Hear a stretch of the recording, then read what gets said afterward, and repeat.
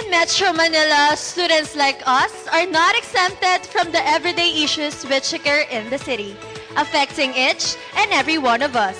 These problems make our lives more difficult. We have identified some of the most problematic ones, and we will guide you here on Street Smart, the show for the Tamashans by the Tamashans. Making you smarter by experience. Good afternoon mga Tomasino. My name is Christine Shatten. And I'm Tisha Beltio. Join us today as we talk about one of the most stressful issues students encounter, traffic. So, kumusta naman ang pagpunta mo ngayon sa UST, Christine? The usual traffic ang problema ko, Trisha. As in, 1 hour kang masustak ata sa Espanya ngayon. So, ikaw naman, kamusta? The same with me nga eh. Tunay nga namang problema natin ang traffic. Because we pass one of the places with the heaviest concentration of vehicles, Espanya Boulevard. That is right. Mapa-LRT man yan, jeep, tricycle, or FX, siguradong affected tayo niyan. But just exactly how many Tomashans are affected by heavy traffic? The University of Santo Tomas, one of the schools near the University Belt, is known for the countless road traffic, especially during rush hours. With a student population of more than 40,000, a survey was done to estimate just how many Tomashans get affected by the traffic. 5 out of 10 students of the university use public transportations like jeepneys and the LRT. Hi, ako si Remus. Hi, ako nga pala si Clyde Zapra. Hi, my name is Gabrielle E. Ketegan. Hello! Ako si Con Crisostomo. Hi, my name is Ian Paulo Pastrano. 7 out of 10 Tomashans have 7 to 9 a.m. classes directly affected by the rush hours. Take the GD Expressway. And travel time ko, papuntang from house to school is about 1 hour. Tapos start na class ko at 7. Gumigising ako sa umaga ng alas 5 pero depende kasi yung sinasakyan ko eh. Pagka gusto ko ng LRT, pagka gusto ko mabilis, mag-LRT ako. Pagka jeep naman, pagka Petix naman. Isang oras kasi kapag jeep eh. Ang klase namin alas 7, umalis ako sa bahay ng alas 6. Taga Cubao ako, sa Cubao yung bahay. So, I ride either the jeepney, the MRT, the LRT, and the bus. So, my class starts at 7 o'clock, but I leave the house at 4 o'clock a.m. and my travel time is 2 hours. Ang gamit kong transportation is UV, mga FX lang. And ang oras ng class ko ay 7 a.m. Then, tinatagal ako ng mga 1 hour and 50 minutes sa biyahe. 5 out of 10 students have their commuting time extended from 1 to 3 hours due to heavy traffic. Pauwi na ako. It takes about 2 to 3 hours para mauwi. So, medyo hectic. So, I had to walk from Bonnie Avenue going to my house, which is near Market. So, it took me a really long time. Kagabi kasi pumunta ako ng LRT siguro mga 8. Tapos, hindi nagpapapasok sa LRT. Kaya nagstay muna ako sa 7-Eleven. Siguro mga 30 minutes ako doon. Nagpapasok siya mga mga mag-aalas 9 na. Tapos nakauwi ako sa bahay mga alas 10. Pag pauwi naman, 7 p.m. yung uwian ko. Tapos nakakasakay ako ng minsan 7:30 or minsan 9. Kasi sobrang haba ng pila sa terminal. Tapos nakakarating ako 12. My dismissal was 5 p.m. and I got home like around 9 p.m. because there was no jeepney, the MRT broke down. 2 hours ako naghintay kasi walang dumarating na FX. They're horrible. Initial stats, even just in the microcosm level, we can really see how many Tomashans have to deal with this issue every day. Tama ka dyan, Christine. And although the ratios say it all, walang-wala yung numbers na yon sa tunay na stress na nadadala ng mainit, mausok at matagal na traffic. That is right. But I heard that some members of our team filmed the traffic experience in commuting to UST. Tama ka dyan, hindi lang papunta, pauwi pa. Ano kaya ang nangyari sa kanila? Stay tuned because coming up next is Caught on Cam, where we will experience daily commuting firsthand. Catch it here live from the show which makes you smarter by experience, Street Smart.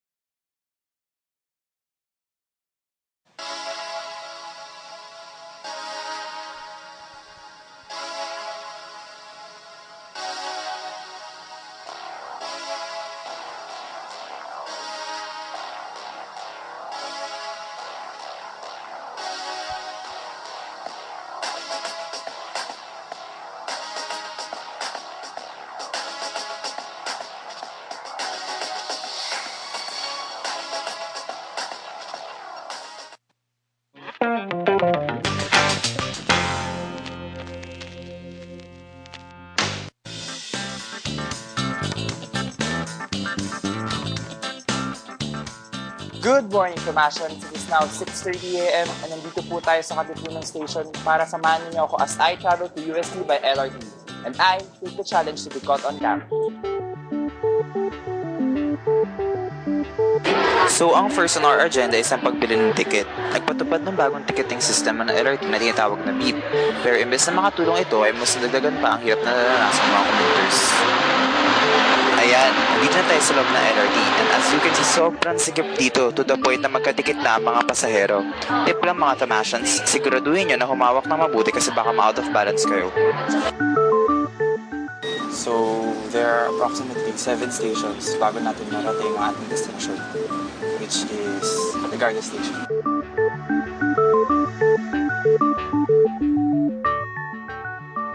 So kakababa lang namin ng Garda Station guys, but the journey does not end there my dear Tomasians dahil sasakay pa tayo ng tricycle papuntang UST. Pero tandaan nyo, minsan sobrang pinapabayad nila kaya mag-ingat po tayo palagi.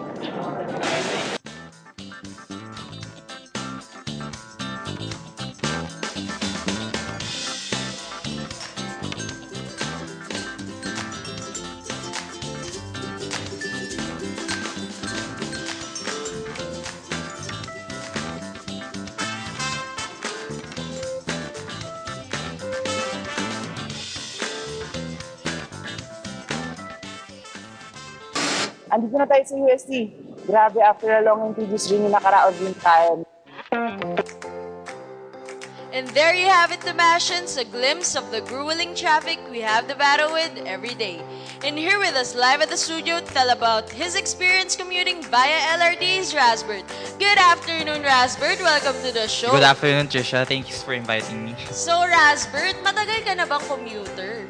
Natuto na lang ako mag-commute college na kasi since malayo ang UST from our house, kinakailangan kong makahanap ng paraan makapunta dito ng mura.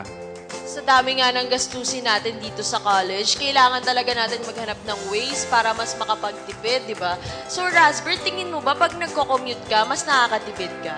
Oo naman, kasi ano nga ba kinumpara ng 15 to 25 pesos na nagagastos mo sa pag-commute sa 100 na gas kapag hatid sundo? So, Rasbert, kamusta naman yung naging biyahe mo papunta ng UST? Kasi ako, I travel via LRT Line 2. And ang problem with traveling by LRT is una, masikip. Dahil napakadaming tao sumasakay, lalo na sa pag-introduce ng beep.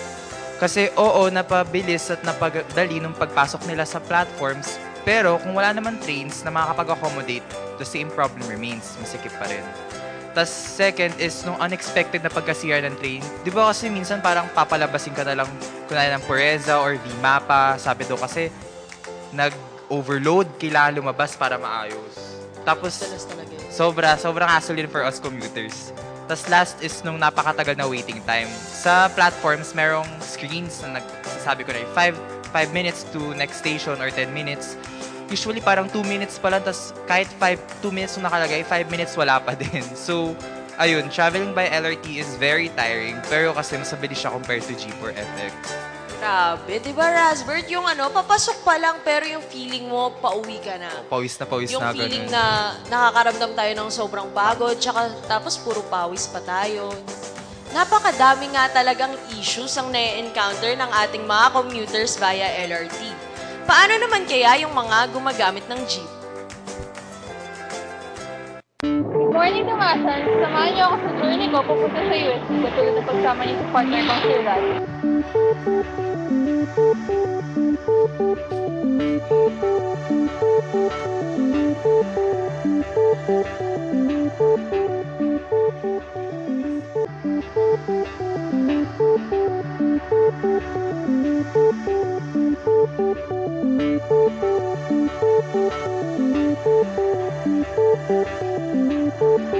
Hi, ito si Raz. Papunta kami school, jeep galing Lardizabal. Usually, mga siguro 30 minutes lang biyahe papuntang school. Pero pag traffic, medyo mga 1 hour.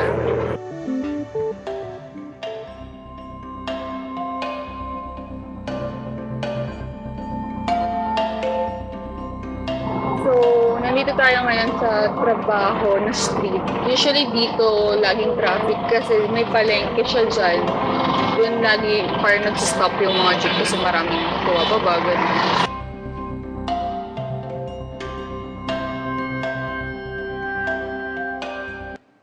Para po.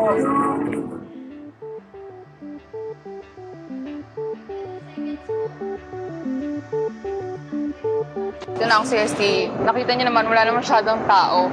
Kararating ko lang kasi, tapos nag-start na yung class ng iba. Pero pag nasa biyahe kayo, chill lang kayo, tsaka mag-bound kayo ng maraming pasensya para happy yung life niyo. Goodbye! So kanina si Rasbert ang ating na-interview.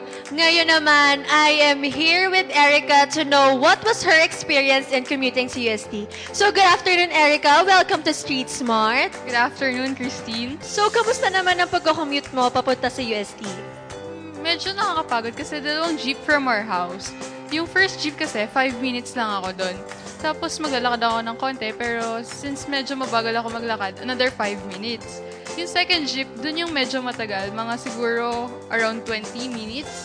So, kapag hindi maulan, walang traffic, hindi rush hour, ganun. 30 minutes max time ng travel time ko.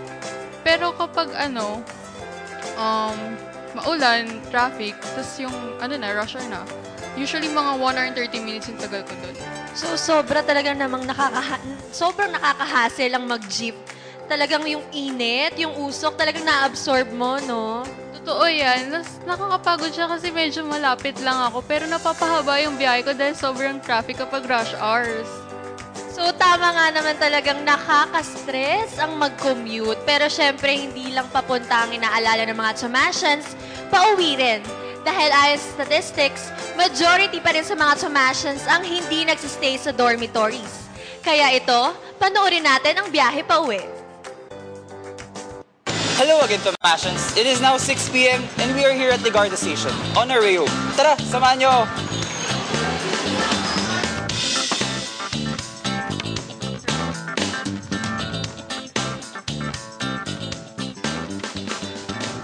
Actually, ine-expect ko na mas onti ng mga tao kung makakasabay.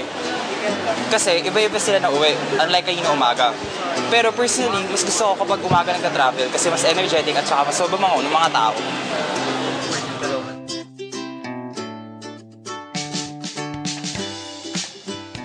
Ano mga card nyo? Ayan, it is now 6:30 p.m. and we are back from where we started, Katipunan Station. So looking back, actually okay naman naging biyahe ko. Nakupo pa nga ako, malamig kasi walang tao. From here, maglalakad na lang tayo pa uwi. Hello again, Tomasians. It is now 6 p.m. and we are here. Dalawang beses nagko-commute ang isang estudyante. Papunta at syempre pauwi. And both of those times, sobrang masistress tayo. Tama ka dyan, Christine. Double the stress and double the pagod ang nararamdaman nating mga commuters. And here with us again to share their experience are Rasbert and Erica. So kanina we talk about yung papunta. Siyempre ngayon naman, pauwi. So kamusta ang pagko-commute pauwi, Rasbert? Is actually mahirap rin punta if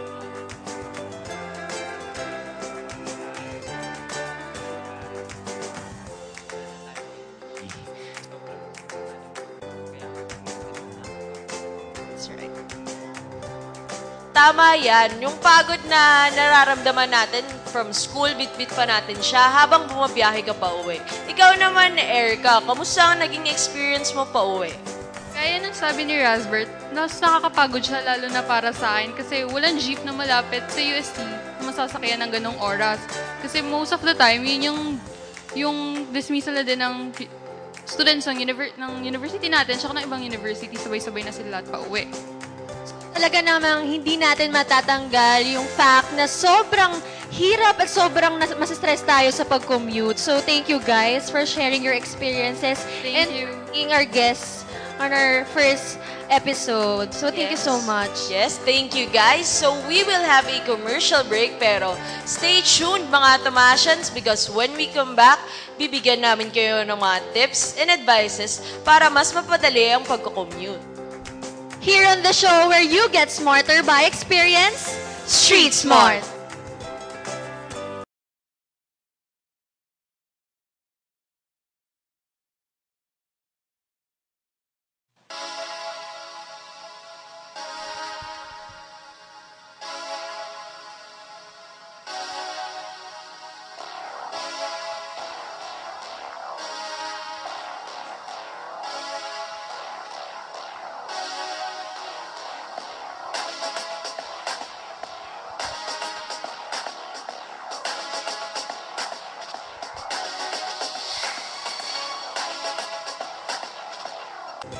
Welcome back to the show where you get smarter by experience. Street Smart. Saksihan na natin ang iba't ibang experience. Swak naman talagang makaka-relate. And syempre, after establishing all these issues, gusto namin makapag-impart ng tips and advices sa inyo. Kasi even though hindi natin totally may eliminate ang mga issues na ito, we can give you insights on how to make your commute life lighter. Tama ka dyan. So kaya naman, here's Sarah for the more you know.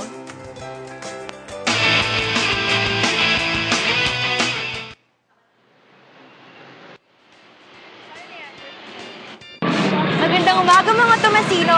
Andito ako ngayon sa monumento at sa mga oras na ito, sobrang haba na ng pila sa istasyon ng LRT.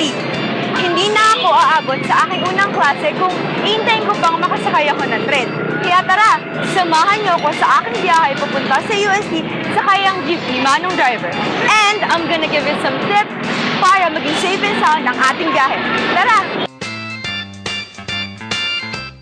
Tip number 1. Kapag naglalakad, lalo na paggabi, ugaliing ilagay sa unahan ng inyong mga bag upang makaiwas sa mga snatchers at mga magnanakaw.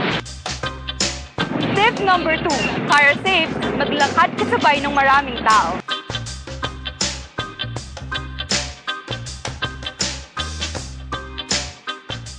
Tip number 3. Ugaliing magbaon ng tubig.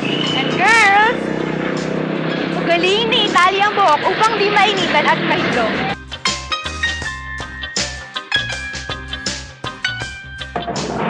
Tip number 4. I-ready na ang eksaktong amount ng iyong bayad. At tip number 5. Magdala rin ng coin purse para hindi na ilalabas ang iyong malaking wallet. Bayad po. Tip number 6. Huwag na huwag maglalabas sa mga gadgets habang nasa loob ng PUBs.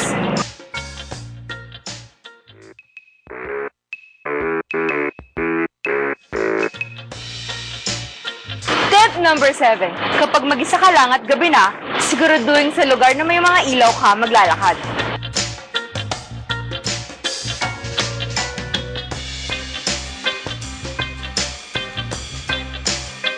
Tip number 8. Kapag gabi na at mag-isa ka lang, iwasan kumausap sa mga taong hindi mo kakilala.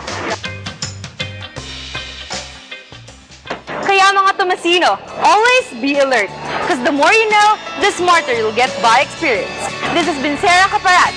Ingat! So thank you so much, Sarah. There are different ways naman pala para malesen ang ating stress sa pag-commute. Tama ka dyan, Christine. Just always remember the tips that we gave you so that you'll have an easier and stress-free journey. O, diba? Umaga pa lang, GV ka na. So guys, I hope you learned many things from today's episode. Stay tuned for our next episode because we will talk about one of the most prominent issues in today's society, social media. Actually nga, Christine, I'm quite excited for the next episode since this generation is hugely affected by social media. That's right. Sa panahon ngayon, kaunti na lang ang walang social media account like Facebook, Twitter, and Instagram. Lastly, don't forget to tweet your opinions regarding today's issue with the hashtag #TheMoreYouKnow. Yes, kung meron silang gustong opinions or gustong makita sa ating show, huwag sila mag-hesitate na mag-tweet lang lagi. So once again, I'm Christine Chatton. And I'm Tisha Beltio, and this has been Street Smart, making Tomashan smarter by experience.